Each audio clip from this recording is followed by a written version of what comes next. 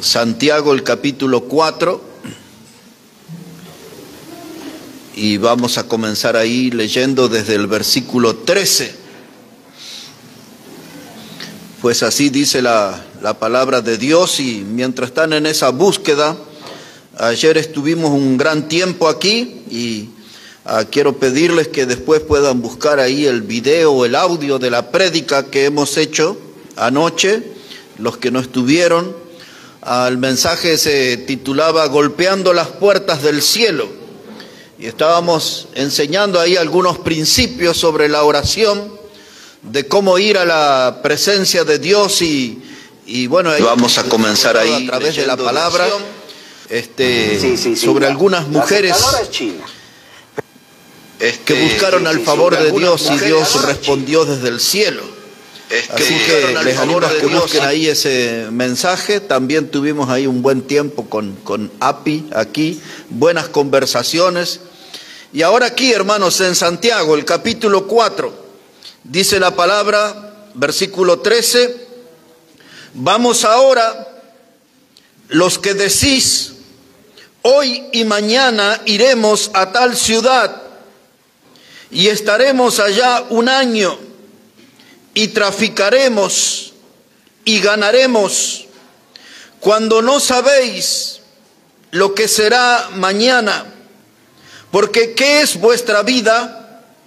Ciertamente es neblina que se aparece por un poco de tiempo y luego se desvanece. En lugar de lo cual deberíais decir, si el Señor quiere, viviremos y haremos esto o aquello. Y el mensaje que tendremos en esta mañana, hermano, es el último día y los últimos días. El último día y los últimos días. Este pasaje nos pone a gente que planea, que organiza una vida sin Dios. Ellos tienen un proyecto comercial, tienen un plan para enriquecerse, dibujaron un mapa y dijeron, en este lugar podemos sacar mejores réditos económicos, iremos a aquel lugar y traficaremos y ganaremos. Y seguramente estaban haciendo cálculos de cuánto dinero le iba a dejar eso. Y de pronto la voz de Dios les dice a ellos y a nosotros, miren que la vida es como neblina, aparece y desaparece. Deberíamos expresarnos de una manera diferente, deberíamos pensar de una manera diferente, deberíamos plantearnos la vida de un modo diferente. Deberíamos decir, si el Señor quiere, viviremos y haremos esto o haremos aquello. Porque esta gente que está lleno de planes, quizás estaban viviendo el último día de su vida. La vida es como neblina. No hace muchos días, al mirar por la ventana de mi casa, hasta las 8:30 de la mañana no podía ver los edificios de enfrente, que están ahí a una cuadra de distancia. Todo era una neblina. Hice un video acerca de eso, pero el sol comenzó a tomar fuerza y la neblina desaparecieron. Ya para las 9 no había ni rastros de ella. Y así es la vida. La Biblia habla que la vida es como humo. Está ahí por un poco de tiempo, el viento se lo lleva, desaparece. La Biblia dice que la vida es como el torrente de agua, pasa rápidamente. Y así es la vida. La semana que pasó estaba mirando un partido de fútbol y ingresó un joven de 17 años. Era flaquito, como yo cuando tenía mis 17. Hizo unos movimientos con el balón, un giro, y me vi ahí en ese joven, todo como hacía yo. Pero él tiene 17 y yo 61, a mí la vida se me pasó. La salud es frágil y cada día uno vive como si fuera el último día. Hay un último día. Dios dice la vida es como neblina. No hace muchos domingos hablamos aquí un mensaje que se llamaba La mano en la pared. Estaba basado en el libro de Daniel, capítulo 5. No vamos a ir allí, solo vamos a recordar. Había un rey que se llamaba Belsasar. Él había heredado el trono de Nabucodonosor. Y dicen los primeros 2 versículos de Daniel que él hizo una gran fiesta. Invitó a 1000 príncipes. Invitó a las concubinas. Y todo aquello era el trago. Dice que el vino encendió su boca. Y entonces se les ocurrió traer los vasos que eran del templo de Dios que habían traído de Jerusalén. Todo aquello era un festival de pecado. Todo aquello era una actividad carnal. Mucho vino, mucha música, mucha danza, mucho pecado. Todos estaban disfrutando esos momentos que algunos pensarían que serían eternos para siempre. Pero de pronto alguien pensó que era parte de esa actividad teatral y una mano apareció en la pared. Todos comenzaron a mirar con asombro y luego con susto. Y esa mano tenía un mensaje que nadie podía descifrar. Decía Mene, Mene, Tekel, Uparsim. El rey Belsasar se preocupó. Dice la Biblia que sus rodillas chocaban una con otra. Le agarró una temblequera y empezó a sospechar que algo extraño estaba pasando en esa fiesta de pecado. Y luego enviaron a llamar a Daniel. Y Daniel vino e interpretó lo que decía ese escrito en la pared. Mene, Mene, Tekel, Uparsim. Quería decir, tu reino fue cortado y entregado a los medos y a los persas. Y avanza usted en el libro de Daniel y llega allí en el capítulo 5 y versículo 30, donde el escrito fue revelado. Y dice ahí Daniel 5:30, y aquella misma noche el rey fue muerto, murió el rey. Y dice el versículo 31, y tenía 62 años, casi mi edad. Y hermanos, todo aquello era una fiesta, todo aquello era alegría, pero nadie sabía que ese era el último día de vida del rey. El rey estuvo en los planes, en la organización. El rey se quiso lucir ante esos 1000 príncipes y todas las concubinas y todos los que llegaron ahí, como que era un hombre que tenía una gran habilidad, una gran capacidad para organizar grandes festejos. Una fiesta que terminó en tragedia. Se preparó para vivir una gran jornada, pero era el último día de su vida. El último día. Todos nosotros tendremos un último día. ¿Será un día cercano? ¿Será un día lejano? No lo sabemos, porque la vida es como neblina, aparece y desaparece. Ahí escuchamos el testimonio hoy, una niña de 18 años. No sabemos. Pero les quiero llevar ahora una historia al libro de Génesis. Si puede ir conmigo, por favor. En el libro de Génesis, en el capítulo 40. Libro de Génesis, el capítulo 40. Para documentarnos en esta historia, leeremos los primeros 3 versículos. Dice así la palabra de Dios, Génesis 40, versículo 1. Aconteció después de estas cosas que el copero del rey de Egipto y el panadero delinquieron contra su señor el rey de Egipto. Ponga atención a esto. El copero y el panadero delinquieron, cometieron un delito contra el rey de Egipto. Verso 2, y se enojó Faraón contra sus 2 oficiales, contra el jefe de los coperos y contra el jefe de los panaderos, y los puso en prisión en la casa del capitán de la guardia, en la cárcel donde José estaba preso. José, el hijo de Jacob, hablamos de él anoche algo. Él había sido acusado falsamente de una violación, de un abuso, y estaba preso. José, siempre me gusta decir de él, ese hombre hizo todas las cosas bien en su vida, pero todo le salía mal. Aquí estaba en la cárcel. Y ahora tenía compañía, el jefe de los coperos del faraón, el que probaba el vino y las otras misturas que le presentaban al faraón. Y el jefe de los panaderos, también, todos ahí en el calabozo, en el bote. Observe cómo sigue esta historia. Dice la palabra de Dios, versículo 9. Entonces el jefe de los coperos contó su sueño a José y le dijo: yo soñaba que veía una vid delante de mí, y en la vid 3 sarmientos, y ella como que brotaba y arrojaba su flor viniendo a madurar sus racimos de uva, y que la copa de Faraón estaba en mi mano, y tomaba yo las uvas y las exprimía en la copa de Faraón, y daba yo la copa en la mano de Faraón.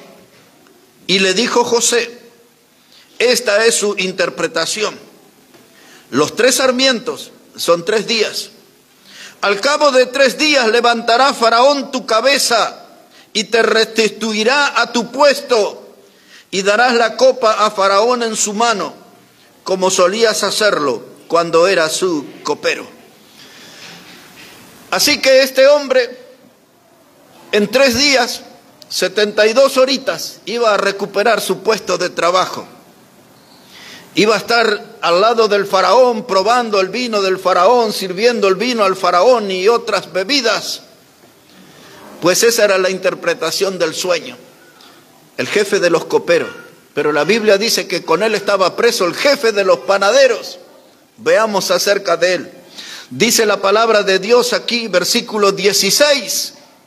Viendo el jefe de los panaderos que había interpretado para bien, dijo a José: también yo soñé que veía 3 canastillos blancos sobre mi cabeza. En el canastillo más alto había de toda clase de manjares de pastelería para Faraón, y las aves las comían del canastillo de sobre mi cabeza. Y entonces respondió José y dijo: esta es su interpretación. Los 3 canastillos, 3 días son, y al cabo de 3 días quitará Faraón tu cabeza de sobre ti, y te hará colgar en la horca, y las aves comerán tu carne de sobre ti. Y ahora dice, al 3er día era el día del cumpleaños de Faraón. El rey hizo banquete a todos sus sirvientes, y alzó la cabeza del jefe de los coperos y la cabeza del jefe de los panaderos entre sus servidores, e hizo volver a su oficio al jefe de los coperos, y dio a éste la copa en mano de Faraón, mas hizo ahorcar al jefe de los panaderos, como lo había interpretado José. Un final trágico. ¿Sabe usted que la mayoría de los cumpleaños en la Biblia terminan en tragedia? La mayoría de las fiestas en la Biblia donde el vino corre termina en tragedia. Aquí era el cumpleaños del faraón. Murió el jefe de los panaderos. Luego vamos a hacer una lectura de las hijas y los hijos de Job tomando vino ahí en un gran festejo, y murieron todos esa noche. Belsasar hizo un gran festejo, el vino corría en esa fiesta, murió aquella noche. Herodes celebró su cumpleaños, y allí en medio de su fiesta pusieron la cabeza de Juan el Bautista en un plato. La Biblia está llena de eventos festivos, cumpleaños, fiestas que terminan en tragedia. Esta es una de ellas. El jefe de los panaderos estaba ilusionado porque al jefe de los coperos el sueño le resultó bien, e iba a recuperar su lugar, iba a estar a la vista de todos cerca del faraón. Pero este hombre no sabía, el jefe de los panaderos, que le quedaban horas de vida nada más. Ya se estaba acercando su último día, Y todas sus ilusiones y sus proyectos se derrumbaron, quedaron ahí colgados en la horca. Su vida se terminó.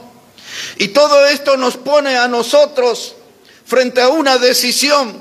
Como no sabemos cuál es el último día, decimos, decídete y sirve a Dios hoy. Aproveche el tiempo que Dios le da y sírvale al Señor. No haga proyectos mundanos sin la guía de Dios. No organice su vida sin la dirección de Dios. No tome decisiones sin consultar con Dios. Y para no errar en eso, usted tiene que estar en comunión con Dios. Tiene que estar bien con Dios. Hermanos, el último día, yo quiero llegar sirviendo al Señor. Pues ese es mi plan de vida. Dios fue bueno conmigo, Él perdonó mis pecados, Él me lavó con la sangre preciosa de Cristo, me preparó un cielo eterno, me preparó mansiones celestiales. Dios ha sido bueno, Dios es bueno. Yo quiero vivir hasta el último día para Él, porque hay un último día y también están los últimos días.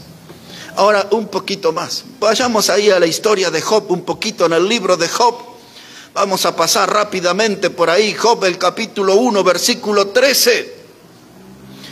Antes del libro de los Salmos, ahí va a encontrar el libro de Job.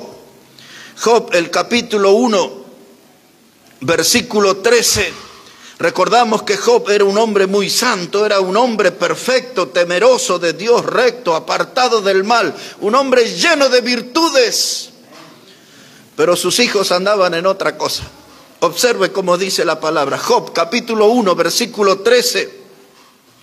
Dice, y un día aconteció que sus hijos e hijas comían y bebían vino en casa de su hermano, el primogénito.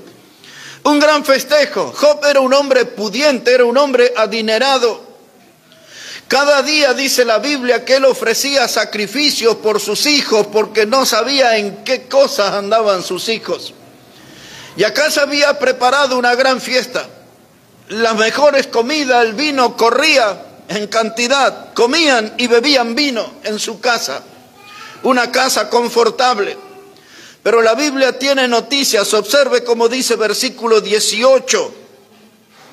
Job capítulo 1, verso 18, entre tanto que éste hablaba, vino otro que dijo, tus hijos y tus hijas estaban comiendo y bebiendo vino en casa de su hermano el primogénito, y un gran viento vino del lado del desierto y azotó las 4 esquinas de la casa, la cual cayó sobre los jóvenes y murieron.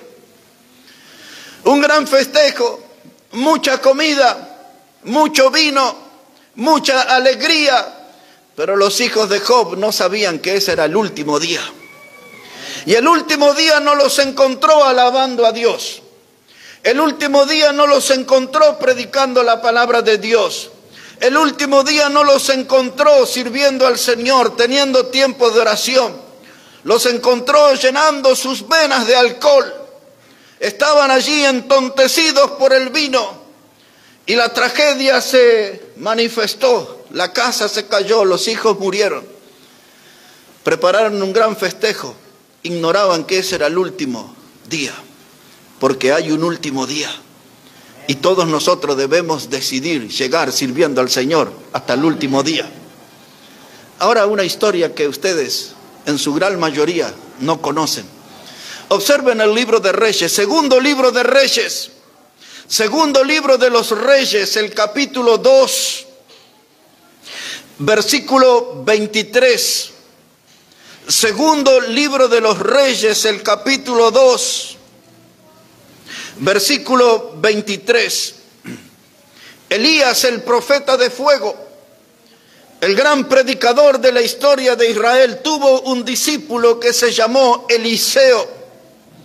Eliseo fue un gran predicador, un gran profeta también. Y aquí este pasaje habla acerca de Eliseo. Observe cómo dice la Escritura. Segunda de Reyes 2, verso 23. Después subió de allí a Betel, Eliseo. Y subiendo por el camino, salieron unos muchachos de la ciudad y se burlaban de él diciendo: calvo, sube, calvo, sube. Y mirando él atrás los vio y los maldijo en el nombre de Jehová. Y salieron 2 osos del monte y despedazaron de ellos a 42 muchachos. Jóvenes, alegres, divertidos. Ellos creían que se podían burlar del varón de Dios. Ellos creían que se podían burlar del predicador.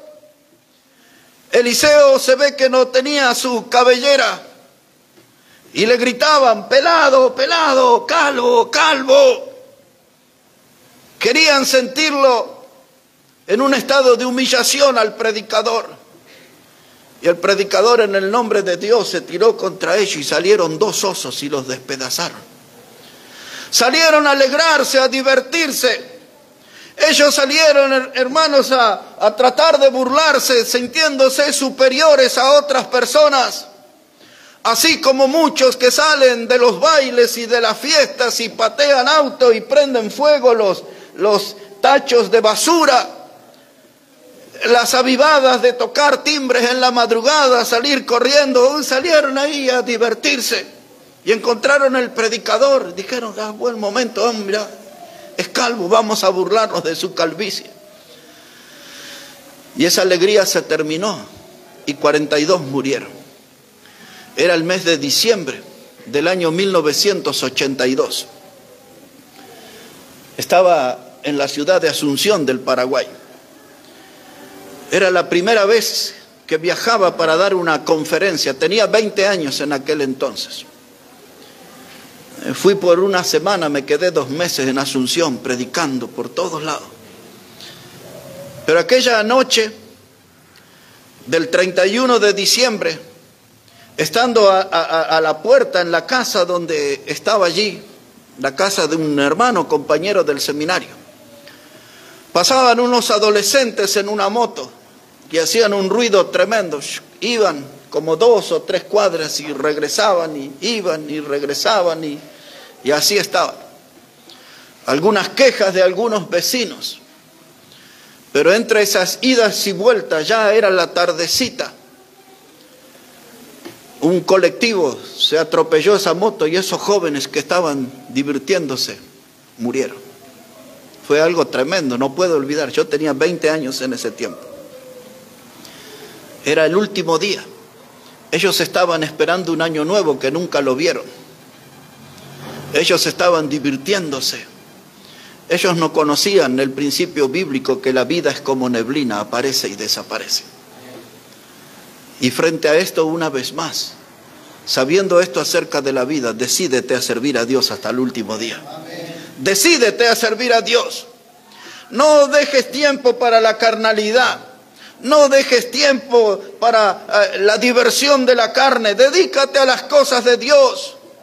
Dice el libro de Amós 4:12, dice: prepárate para venir al encuentro de tu Dios.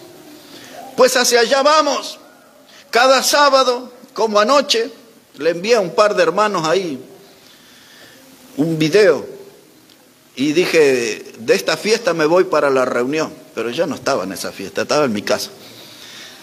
Pero son gente del ambiente de la radio y del fútbol y todo eso. Y usted ya conoce la ceremonia, litros y litros de cerveza ahí chayando y todo. Alguien cumplía, creo que 50 años de casado. Todos vestidos, con su sombrerito paseño, y todas las damas y todo aquello, era un mar de cerveza. Pero yo esa escena la vivo todos los viernes y los sábados, pues todos los contactos que tengo cuando voy a mirar un mensaje en el celular o voy a ver la página de la iglesia, aparecen todo eso. Y esas pueden ser las últimas noches. Y ellos se burlan y están ahí esclavizados del alcohol. Y dicho sea de paso, ceremonia de chayar, eso no viene ni de los mayas, ni de los incas, ni de los aztecas, ni de los que vienen más hacia abajo. No es parte de la cultura aymara ni nada de eso. Eso viene de los tiempos de la Biblia. Eso era un culto a los demonios. Eso de chayar es un culto a los demonios, es su origen. Esta semana va a salir ahí un escrito que se llama El perfume agrio del vómito. Ese lo voy a publicar ahora porque es parte del libro, lo terminé. Ahí explico todo esto. En la Biblia, esa ceremonia se llamaba ceremonia de libación. Cuando había un sacrificio en el Antiguo Testamento, es más, hasta el apóstol Pablo dice, si yo fuera entregado en libación, dice. Y eso, cuando se ofrecía un sacrificio a Dios, concluía con un derramamiento del vino sobre el sacrificio.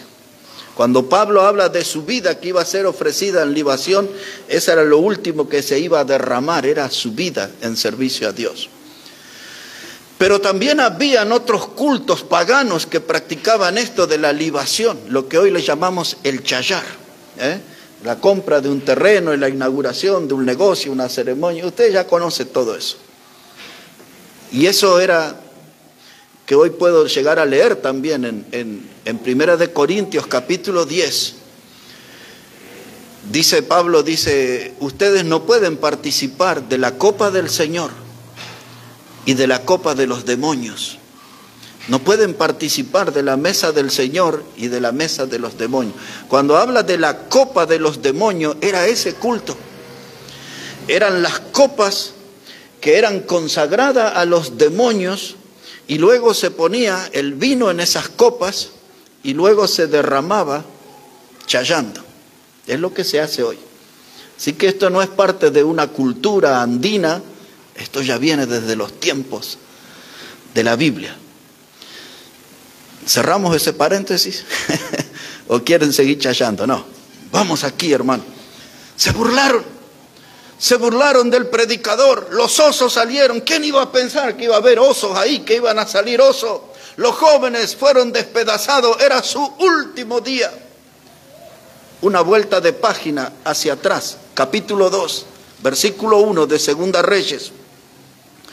Segunda de Reyes, el capítulo 2, versículo 1, dice la palabra: aconteció que cuando quiso Jehová alzar a Elías en un torbellino al cielo, Elías venía con Eliseo de Gilgal. Y dijo Elías a Eliseo: quédate ahora aquí, porque Jehová me ha enviado a Betel. Y Eliseo dije: vive Jehová y vive tu alma, que no te dejaré. Descendieron pues a Betel, y saliendo a Eliseo, los hijos de los profetas que estaban en Betel le dijeron: ¿sabes que Jehová te quitará hoy a tu señor de sobre ti? Y él dijo: sí, yo lo sé, callad. Y Elías le volvió a decir a Eliseo: quédate aquí ahora, porque Jehová me ha enviado a Jericó. Y él dijo: vive Jehová y vive tu alma, que no te dejaré. Y vinieron pues a Jericó. Y se acercaron a Eliseo los hijos de los profetas que estaban en Jericó y le dijeron: ¿sabes que Jehová te quitará hoy a tu señor de sobre ti? Y él respondió: sí, yo lo sé, callad. ¿Qué es este pasaje? Estaba hablando sobre el último día de un predicador en la tierra. Era el último día de Elías. Dios había decidido llevárselo al cielo en un torbellino. Él no conoció la muerte, fue llevado por Dios. Pero cuando pasaron por Betel, los hijos de los profetas le hablaron al asistente del predicador, le hablaron a Eliseo, que todavía no era profeta, era el asistente del predicador. Y le dijeron: ¿sabías tú que hoy se van a llevar a tu señor? Se va tu predicador. Se va. ¿Y qué hacemos? ¿Cerramos el ministerio o ponemos otro predicador? Porque hay un último día y hay que pensar en eso. Los predicadores no van a estar siempre. Y van a Jericó.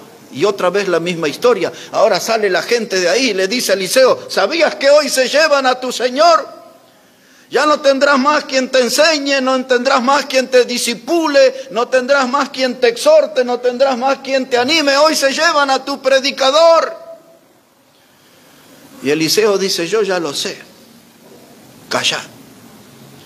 Y sucedió cuando usted avanza en la lectura. Entonces Elías es llevado en carrozas de fuego, caballos de fuego, y Dios se lo llevó. Era el último día. ¿Y cómo será nuestro último día predicando?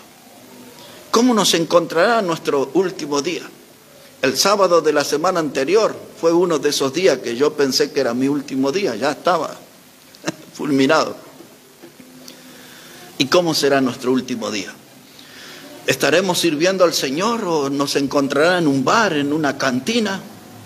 ¿Nos encontrará en la tribuna de una cancha de fútbol gritando por un equipo? ¿Estaremos aplaudiendo a un líder político, un candidato a presidente, a diputado? ¿Cómo será nuestro último día?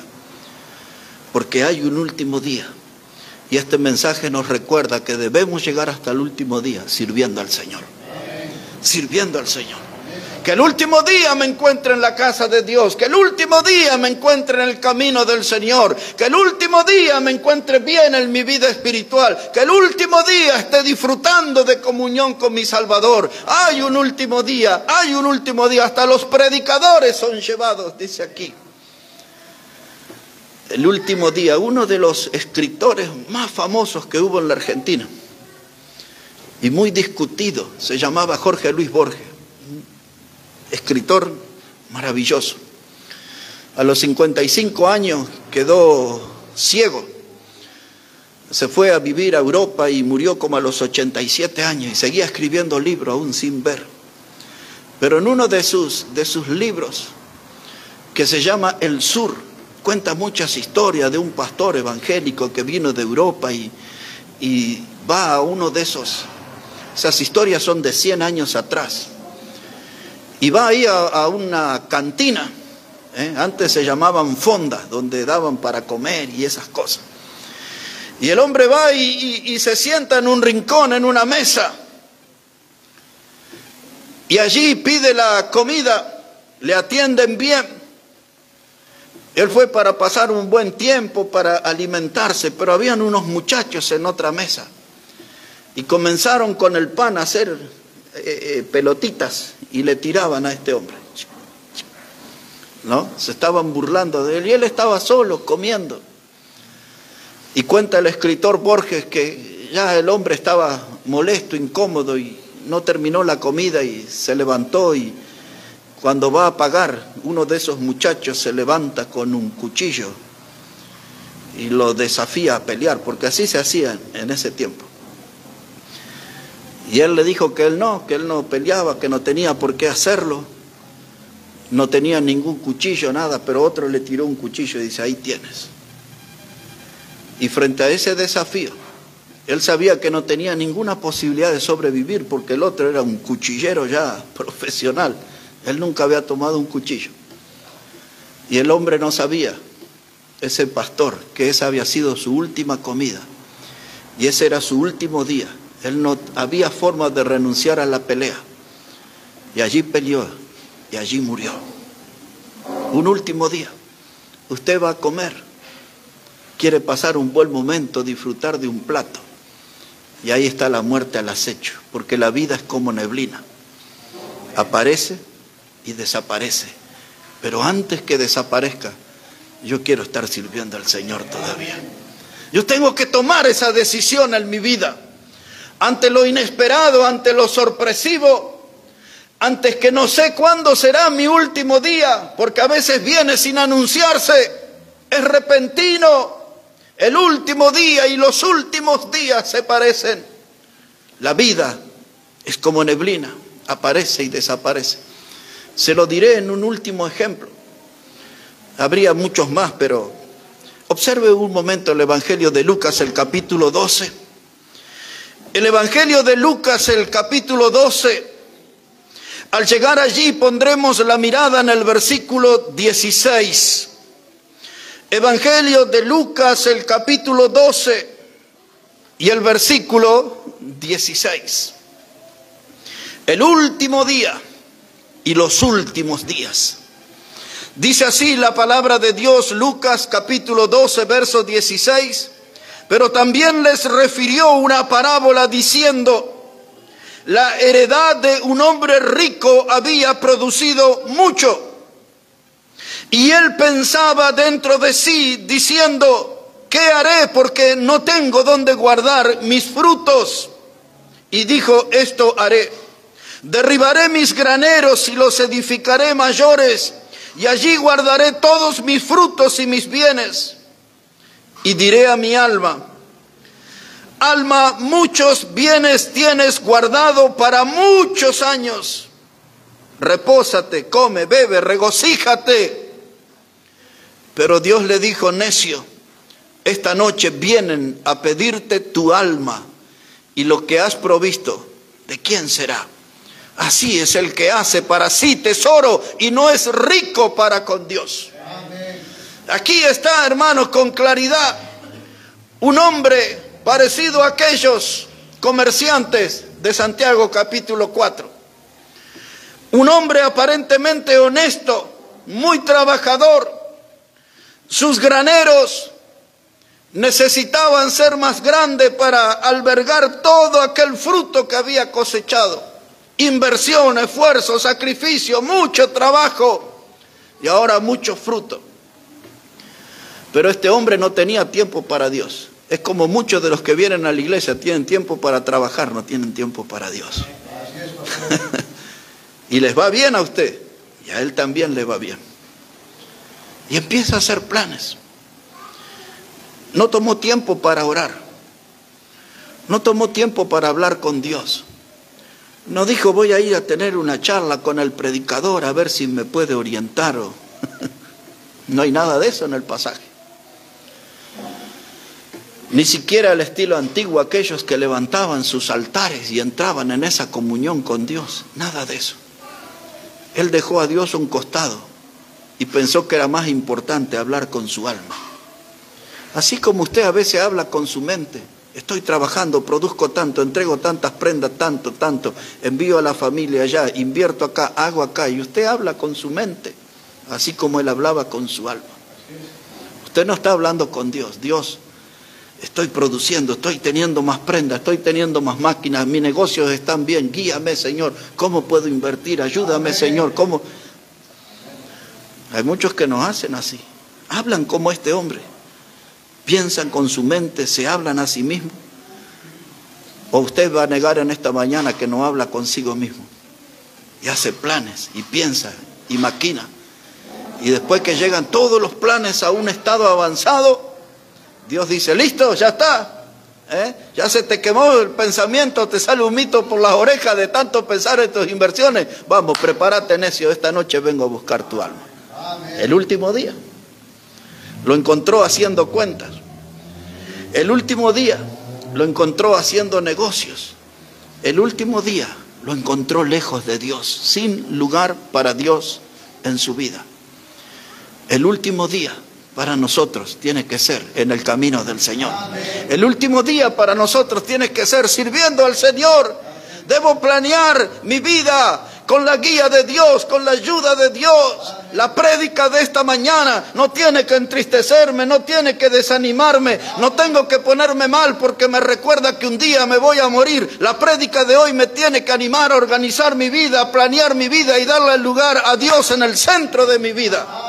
Y cuando Dios está en el centro, todo está bien. Mientras el Señor sea el centro en esta congregación, todo va a estar bien. Mientras el Señor sea el centro en la vida matrimonial, todo va a estar bien. Mientras el Señor sea el centro en mi actividad laboral, todo va a estar bien. En el estudio, todo va a estar bien si Dios es el centro. Cuando Dios es desplazado, el drama se desata. Nos metemos en problemas. Nos metemos en el barro hasta el cuello. El mensaje de esta mañana, pensando en el último día, es que debo darle a Dios el centro de mi vida hasta el último día. Amén. Si usted prefiere, hasta el último suspiro. Ahora, 1 Corintios 7, dos pasajes y terminamos. 1 Corintios, el capítulo 7, versículo 29. Primera de Corintios, el capítulo 7, versículo 29. Voy a obviar el contexto, solamente me voy a concentrar en ese texto. Primera de Corintios 7, verso 29. Es el apóstol Pablo el que está hablando y esto es lo que dice. Pero esto digo, hermanos, que el tiempo es corto. Resta pues que los que tienen esposa como si no la tuvieran. Después habla de los que lloran como si no lloraran y los que se alegran. Pero aquí está la frase que quiero rescatar hoy. Dice Pablo, el tiempo es corto. La vida es corta. Ahora usted es el administrador de su vida y yo de la mía. Usted dará cuenta a Dios por su vida, yo daré a cuenta por la mía. Pero hay algo que debemos tomar conciencia, de que el tiempo es corto. El tiempo es corto para alcanzar la oveja número 100. El tiempo es corto para que pensemos en otro, busquemos a otros, intentemos alcanzar a otros con el mensaje del Evangelio. El tiempo es corto, mis hermanos. No siempre estaremos en la casa de Dios, porque hay un último día.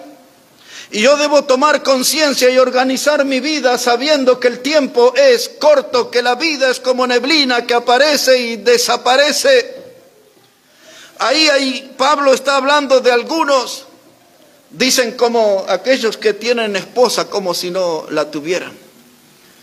Hubo uno de los profetas a los que Dios le dijo, no llores, porque vengo a buscar a tu esposa. Se llevó la esposa de los grandes profetas del Antiguo Testamento.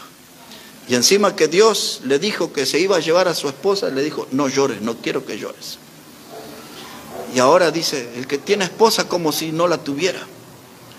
Usted ámela, respétela, hónrela, acompáñela, motívela a su esposa.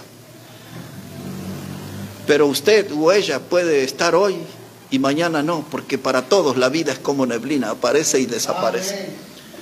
Pero mientras esté al lado de su esposa, sirva al Señor, camine al Señor, motívela a servir al Señor. Amén. Y dice Pablo, dice, y los que lloran como si no llorasen. Porque algunas lágrimas son de alegría, pero muchas veces son de sinsabores, de cosas amargas que nos duelen, que nos lastiman, que nos hacen llorar. Pero no toda la vida vamos a llorar. Vendrá tiempo de regocijo delante del Señor. Así que los que lloran, dicen, no se detengan eso. El tiempo es corto. Aún en la calle mismo dicen, no hay mal que dure 100 años, ¿no? El tiempo es corto. El tiempo es corto. ¿Cómo estamos haciendo con nuestra vida? Ayer llegué a mi casa. Siempre regreso bien cansado, tenso. Ya se los he dicho muchas veces, siempre en realidad. Cuando bajo de aquí voy mirando el piso porque mis piernas están duras de los nervios que uno tiene aquí, ¿no? Siempre es la misma. Llego a mi casa y me siento en la cama y pienso, y lo que pensé ayer, digo, qué buen grupo que tuvimos ayer aquí. Pero me puse a sacar cuentas y llegué que 32 hermanos no estaban, de los que generalmente están con nosotros, 32 no estuvieron ayer. Y aún así éramos un muy buen grupo. De esos 32, más o menos, uno más, uno menos, hay 12 que no estuvieron ayer que hoy están aquí. Así que hay como 20 que no estuvieron ni ayer ni hoy. Miren las cuentas que ando yo. Y a mí me gustaría que todos comprendieran, el tiempo es corto. Yo dije en el mensaje de ayer, hay hermanos aquí que se creen perfectos y se sienten perfectos, nunca se equivocan. Vienen todos los domingos, pero nunca se equivocan y vienen un sábado también. Puede equivocarse, puede venir los sábados también. Puede venir los sábados aquí. Hablábamos con hermano Rubén anoche, ¿no? Con un ápice por medio. Aquí estaba. Con hermano Rubén. Le dije, nuestra iglesia tiene un potencial tremendo. Nosotros podemos ser de las mejores iglesias, de las más productivas. Pero no tenemos grandes logros porque no estamos todos juntos. Tenemos como 3 iglesias aquí en este mismo lugar. Usted viene los jueves y hay un puñado de hermanos. Y viene los sábados y hay otro grupo de hermanos, sumado a los de los jueves. Y viene los domingos y ve otros que no los vio ni el jueves ni el sábado. Y el predicador sufre porque no sabe a qué iglesia le va a predicar el mensaje. ¿Será la del jueves, la del sábado, la del domingo? Pero si estuviéramos todos juntos acá, hermano, ¿sabe qué iglesia, qué potencial? ¿Sabe qué cosas maravillosas, más grandiosas Dios podría hacer? A la luz de eso, usted tiene que leer el Salmo 133, cuando dice cuán bello es ver a los hermanos juntos en armonía. Y llega al versículo 3, dice, porque allí derrama Dios bendición y salvación eterna. Si estuviéramos más juntos, veríamos más salvos en este lugar. Muchos más salvos en este lugar. El tiempo es corto, hermano. Le digo en lenguaje de los chicos, pongámonos las pilas con el Señor. Pongámonos las pilas, pongámonos en serio. Dejemos ya tanta actividad. Yo no le voy a dar nombre, pero le hice escuchar al hermano ayer, aquí de mi celular, al hermano Rubén. De gente, todo el discurso de siempre, tenemos mucho trabajo, no vamos a la iglesia, trabajo, trabajo, trabajo, trabajo. Y para Dios no hay un tiempito para trabajar, para hacer algo para su Salvador, para hacer algo para su Señor. ¿Sabe qué, hermano? El tiempo es corto y tenemos que organizar nuestra vida. Amén. Tenemos que aprender a administrar nuestro tiempo. El tiempo es el capital más valioso que todos nosotros tenemos. Hasta en el mundo le dicen el tiempo es oro. Y tenemos que organizar. Este tiempo es para el trabajo. Este tiempo es para el Señor. Este tiempo es para la familia. Este tiempo es para el deporte o para ver una película, ir a pescar, no sé, lo que le gusta hacer. Y como ya le dije a tantos y tantas veces, hermano, viva el más y trabaje el menos, viva el más y trabaje el menos. Porque el trabajo los está consumiendo y los que están haciendo plata hoy, mañana lo van a gastar en los médicos, porque se van a enfermar sus ojos, su columna, de todo, ya sabe, los riñones, cómo duele de estar detrás de esas máquinas. Organice su vida. El tiempo es corto, organice su vida. La vida es como neblina, aparece y desaparece. ¿Cómo lo va a hacer? Hable con Dios. Hable con Dios. Dios, ¿cómo puedo disfrutar de mi vida? No tiene que ser todo trabajo. Yo sé que hemos aprendido de nuestros padres, de nuestros abuelos, el trabajo. Lo hemos visto en el campo, meter las manos como si fueran pala en la tierra, abriendo surcos, rompiéndose las uñas.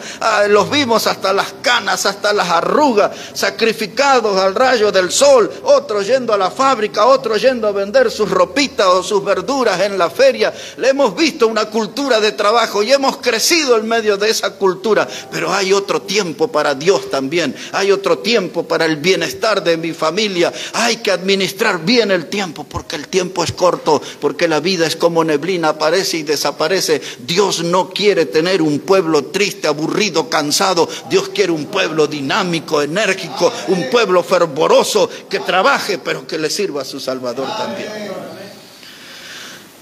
No se puede hacer un decreto de decir desde ahora en adelante los hermanos deben trabajar tal y tal. No, hermano, cada uno de nosotros debe saber administrar nuestro tiempo delante de Dios, sabiendo que el tiempo es corto, la vida es como neblina, aparece y desaparece. Hay un último día, que ese último día nos encuentre sirviendo al Señor. Un último día y los últimos días. Dedicaré 5 minutos para hablar sobre los últimos días. Busque ahí en el Evangelio de Lucas, capítulo 17. Y haré un comentario final sobre los últimos días. El último día, ya hemos hablado. Ahora entramos en esta escena de los últimos días que explica el Evangelio de Lucas, capítulo 17, verso 24. Pues así dice la palabra de Dios, Lucas 17, verso 24. Dice la palabra, porque como el relámpago que al fulgurar resplandece desde un extremo del cielo hasta el otro, así también será el Hijo del Hombre en su día. El Hijo del Hombre se refiere a Cristo en el pasaje, hermano. Dice, pero primero es necesario que padezca mucho y sea desechado por esta generación. Ya pasó eso en la cruz. Y ahora dice, como fue en los días de Noé, así también serán los días del Hijo del Hombre. Comían y bebían, se casaban y se daban en casamiento, hasta el día en que entró Noé en el arca y vino el diluvio y los destruyó a todos.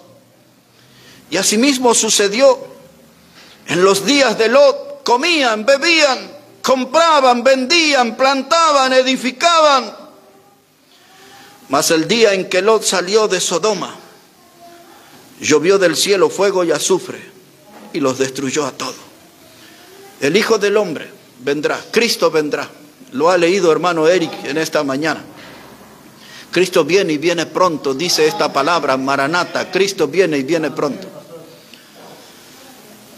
¿Cuántos de ustedes, por supuesto que no quiero que me contesten, pero cuántos de ustedes encajarían en esta generación?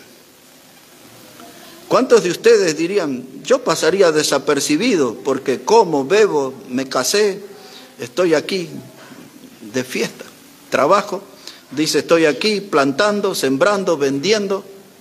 ¿No es ese el reflejo de nuestra vida? Pero ellos habían algo que no entendían, que nosotros necesitamos entender, y es que Cristo viene y viene pronto. Ellos organizaron su vida sin Dios, le daban rienda suelta a los placeres carnales, buscaban sus novias, se casaban, tenían su vida matrimonial, hacían negocio, compraban, vendían, todo eso. Y en los días de Noé nadie quiso escuchar el mensaje. Noé hizo sonar la trompeta en su generación, llamando al pueblo al arrepentimiento, anunciando de que Dios había provisto para esa generación un medio de salvación, era el arca. Los animales fueron más obedientes que la gente, los animales fueron más inteligentes que la gente, los animales entraron al arca y se salvaron. Y aquella generación se perdió.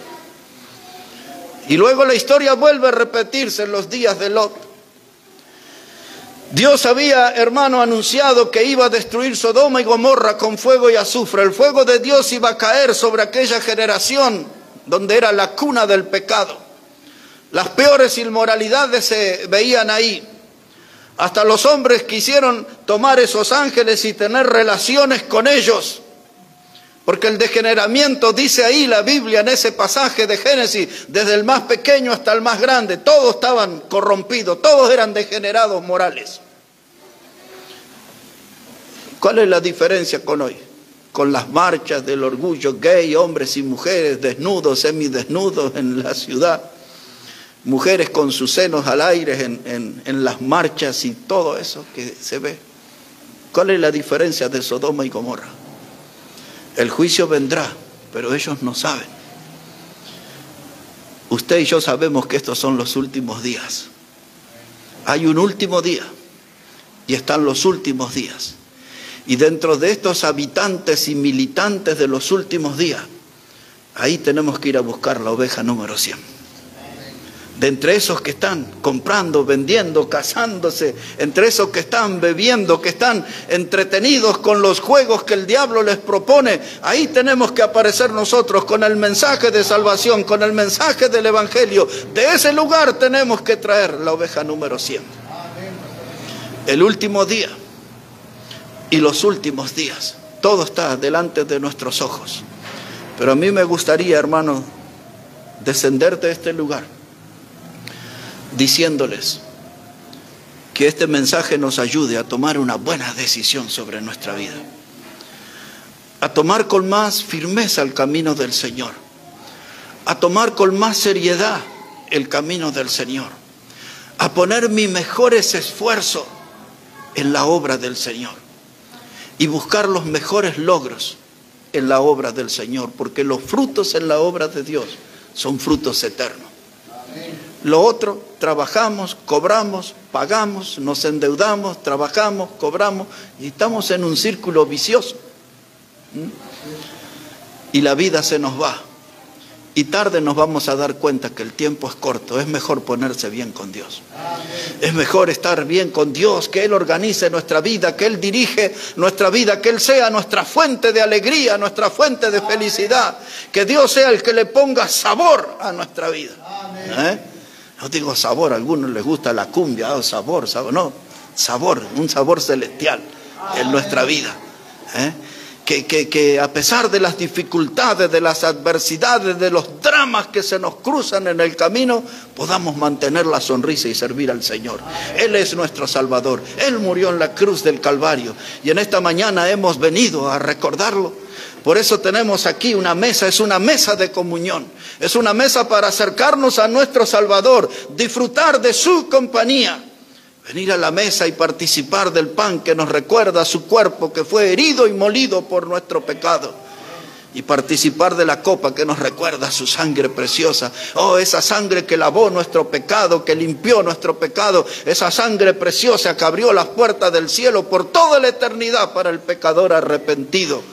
Hoy venimos al encuentro con el Salvador. Allí murió Él en esa cruz, ofreciéndose como nuestro sustituto, ocupando nuestro lugar.